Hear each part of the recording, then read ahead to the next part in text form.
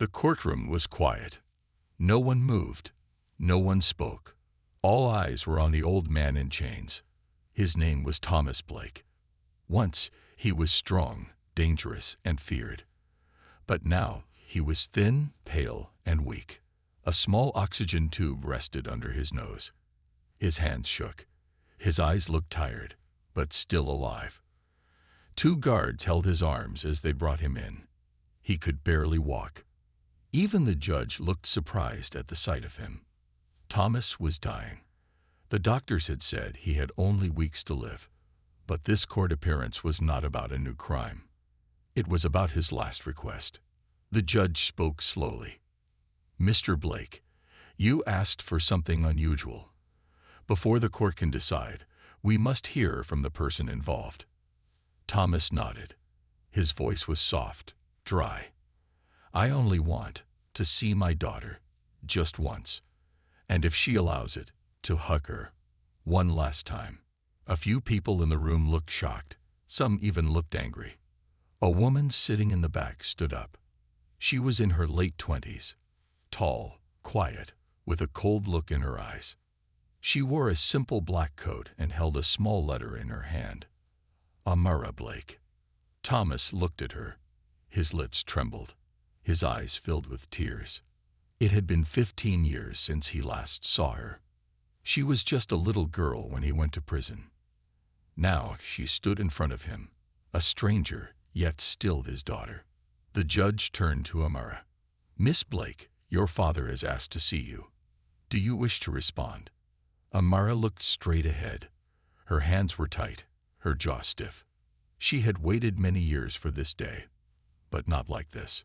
Everyone in the courtroom watched her, waiting, whispering. Some people whispered, "She won't do it." Others said, "He doesn't deserve it."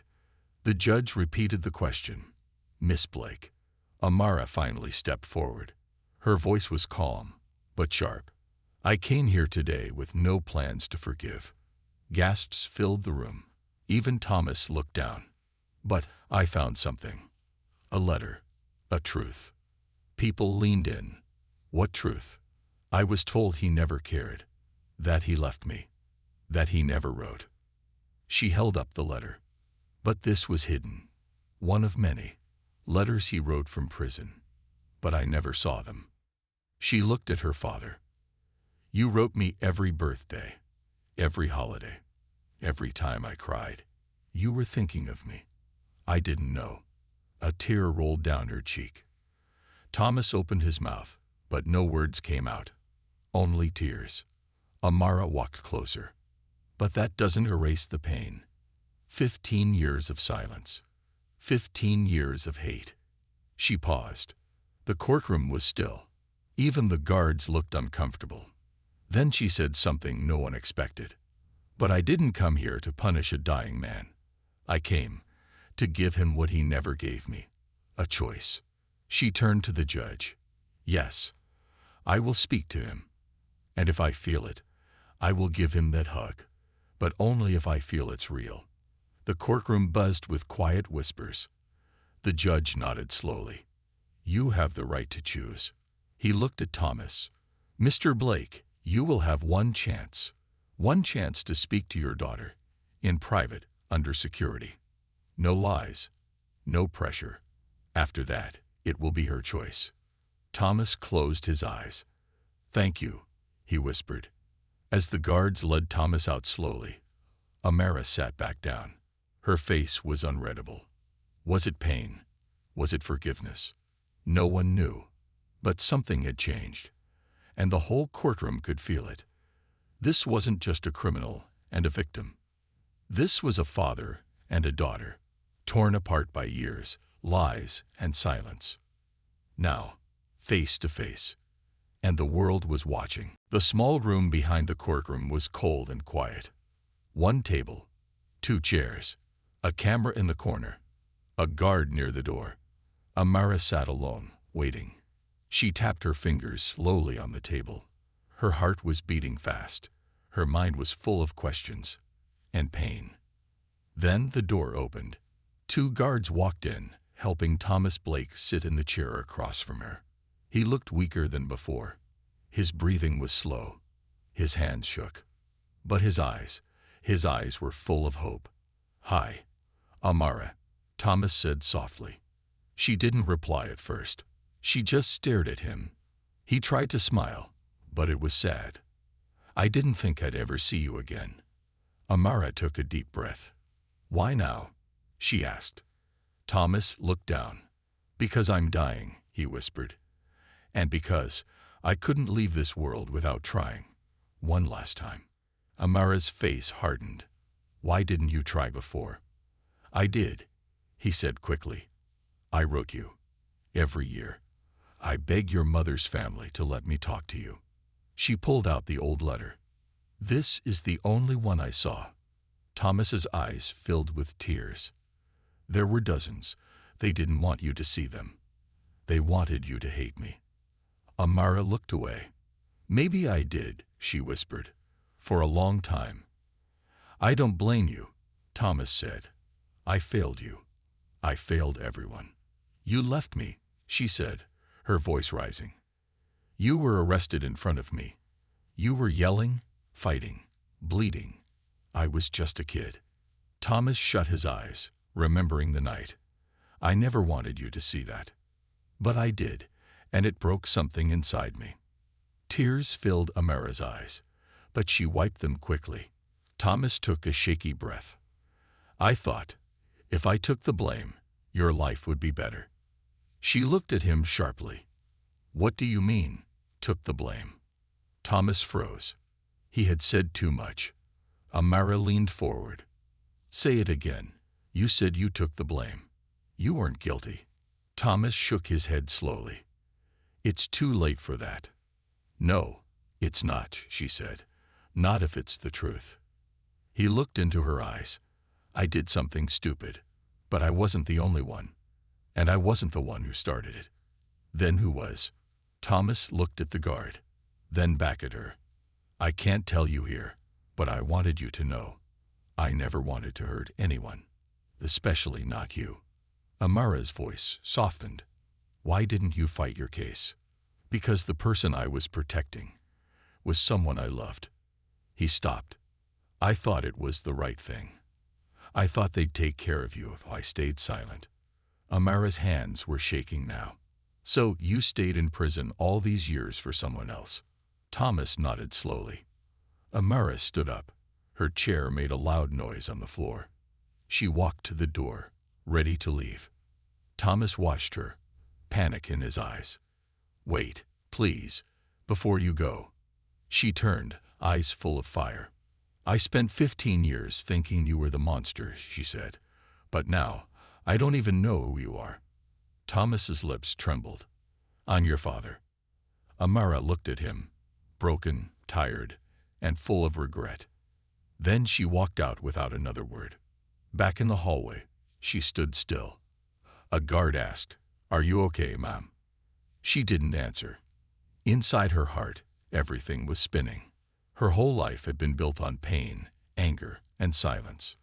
Now, a small door had opened, one filled with questions, and she wasn't sure she wanted the answers. Amara sat alone in her apartment. It was almost midnight. The city outside was quiet, but inside her heart, there was a storm. On the table in front of her were 4 old letters, yellow, folded, and marked with the prison's name. She had found them in her aunt's basement, hidden in a dusty box. They were from her father, Thomas Blake. Her fingers trembled as she picked up the first letter. It was dated Amara's 10th birthday. "Dear Amara, I know you probably hate me. I wouldn't blame you if you never forgave me. But I need you to know this. Every single day, I think of you. I dream of your smile. I remember your laugh. You were the best part of my life. I'm sorry I can't be there with you, but I'll never stop loving you." Tears fell onto the page. She read the next one. It was from the following year, another birthday. "I don't know if you'll ever get these letters, but writing to you gives me hope. I stay alive for you. I made a choice, a hard one, maybe the wrong one. But I did it to protect someone I loved. I just wish someone had protected you the way I tried to protect them. Amara dropped the letter. She stood up, pacing the room. Who was he protecting? She whispered to herself. The question was now louder in her mind than ever. For 15 years, she believed he was a criminal, a violent man who ruined her childhood.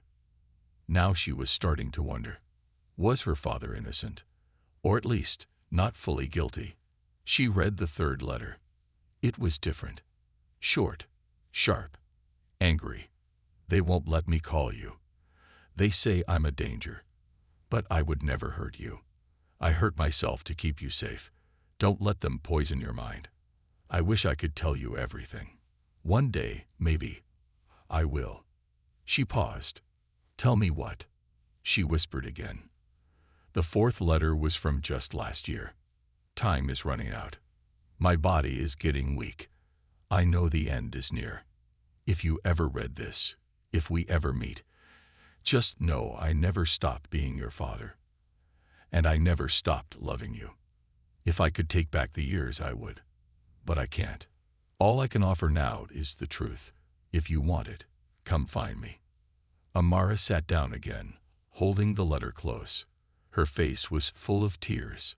This wasn't a monster's voice. This wasn't a criminal's heart. It was a father, hurting, dying, and still trying. She picked up her phone and called a name she hadn't spoken in years. Uncle Ray, she said when the voice answered. There was silence on the line. I need to ask you about something from a long time ago.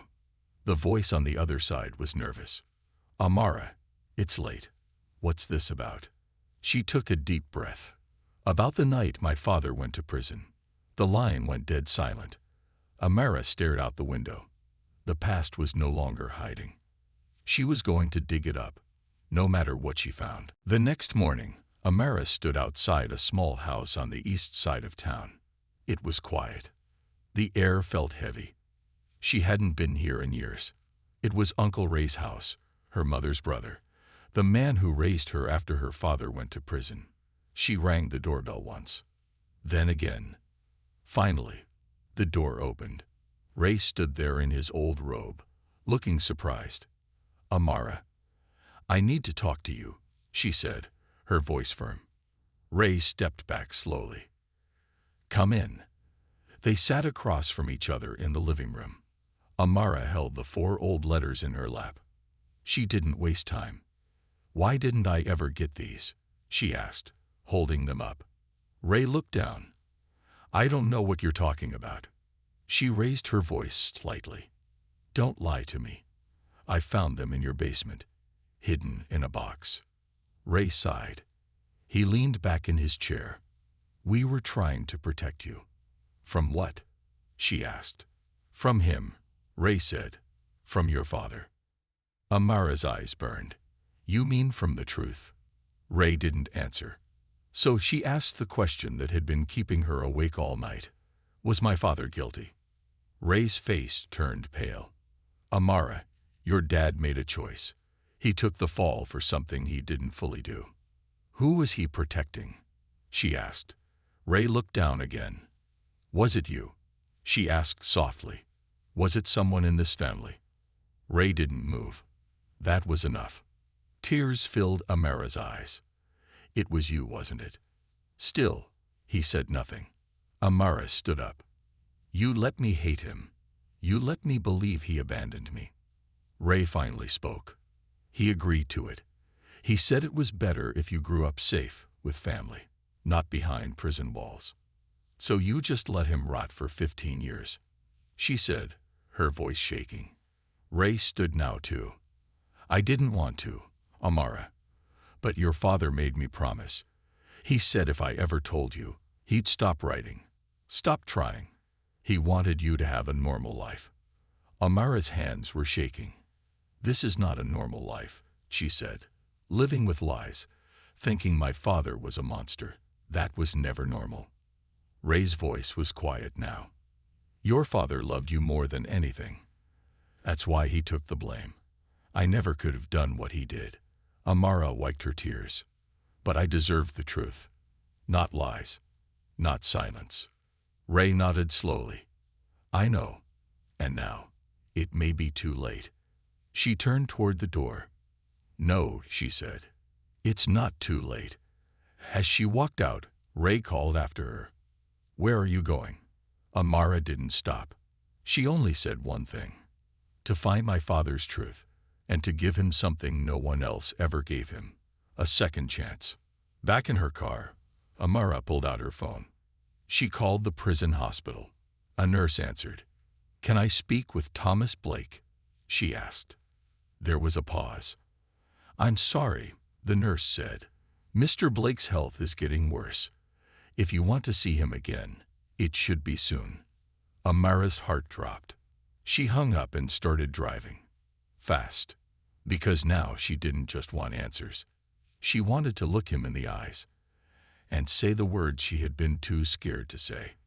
I'm ready to hear everything. Amara arrived at the prison hospital just after sunset. The sky was darkening, and the air was cold. Her hands were shaking as she walked through the gates. A guard led her down a long hallway. The walls were gray. The lights were dim. Every step felt heavier than the last. At the end of the hall, the guard stopped. She can go in alone, he told the nurse. The nurse nodded and opened the door slowly. Inside, the room was quiet. Thomas Blake was lying in a hospital bed, pale and weak. His eyes were closed. His breathing was shallow.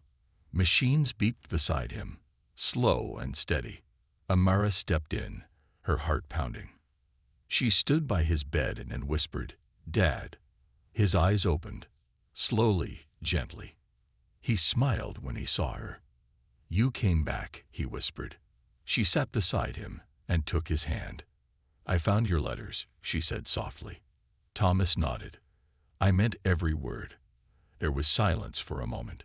Then Amara asked the question she had held in her heart for years.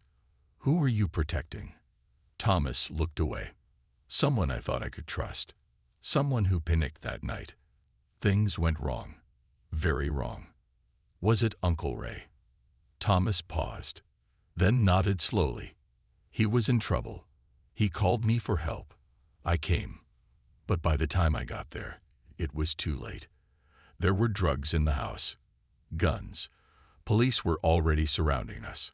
Amara stared at him, eyes wide. You took the blame. I had a record, he said. I knew they wouldn't believe me.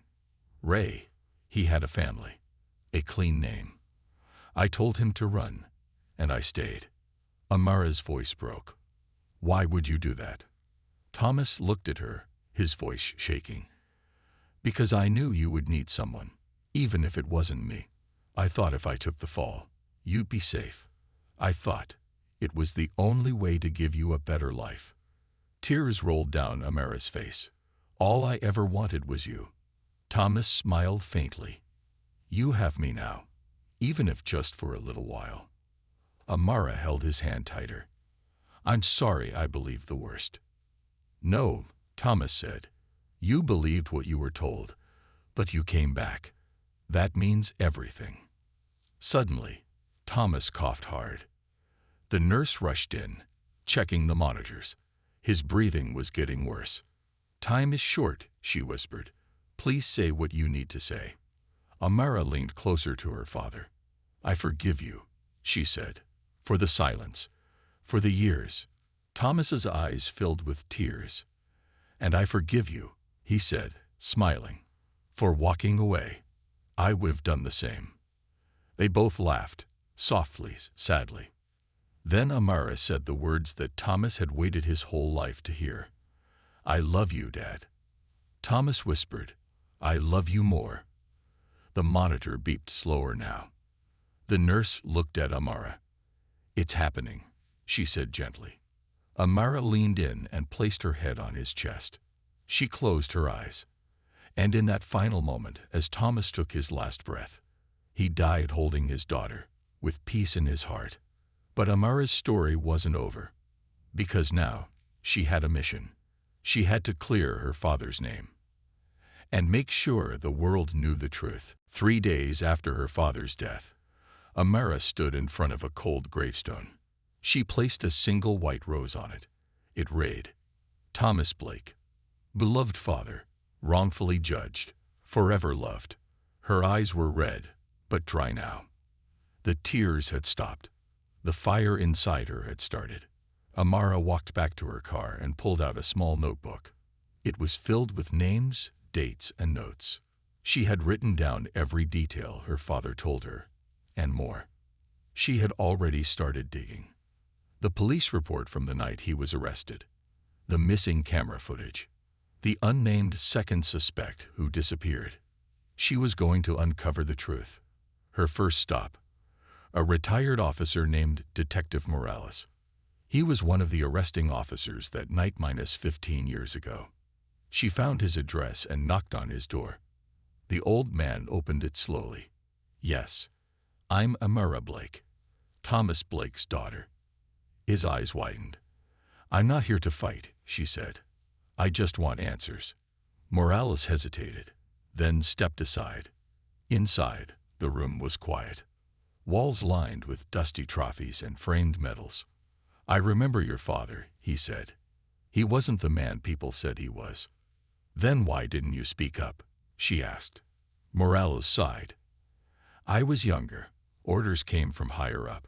We were told to close the case quickly. He looked at her. Your father asked me something once, after he was sentenced. He said, if the truth ever matters again, tell it. Amara stared at him. Now is the time, she said. Tell it. Morales opened a box and pulled out a folder.